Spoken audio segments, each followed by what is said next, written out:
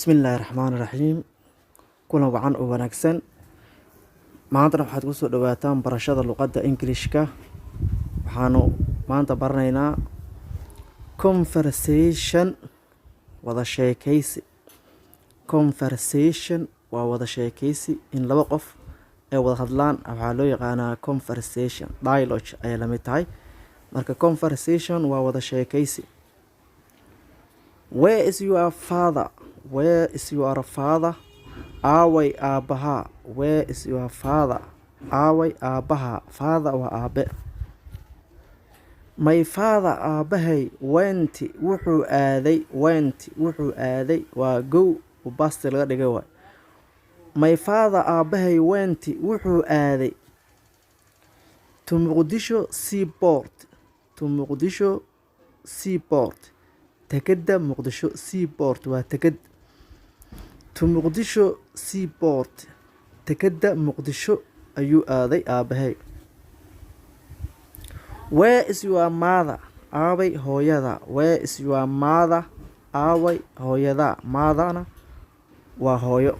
Where is your mother? Aaway hooyada. My mother hooyaday is serving waxay ka adeegaysaa ama ka soo adeegaysaa from the market suuqa from the market suuqa ayay ka soo adeegaysaa. Marketna waa suuqa. Where is your elder brother? Aaway walaalkaa kaa weyn. Where is your elder brother? Aaway walaalkaa kaa weyn. Brotherna waa walaal.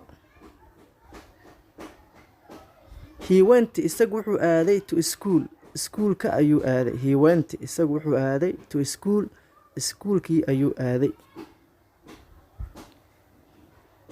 If your mother, if haddii your mother hooyadaa comes timaado, say hello to me.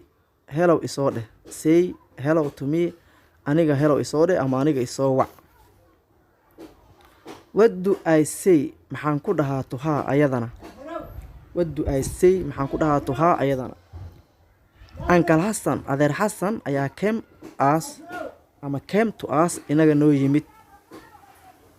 If Allah says, Ilaah haduu yiraahdo. Aad ama santiin. Wassalaamu calaykum waraxmatullaahi tacaala wabarakaatuh.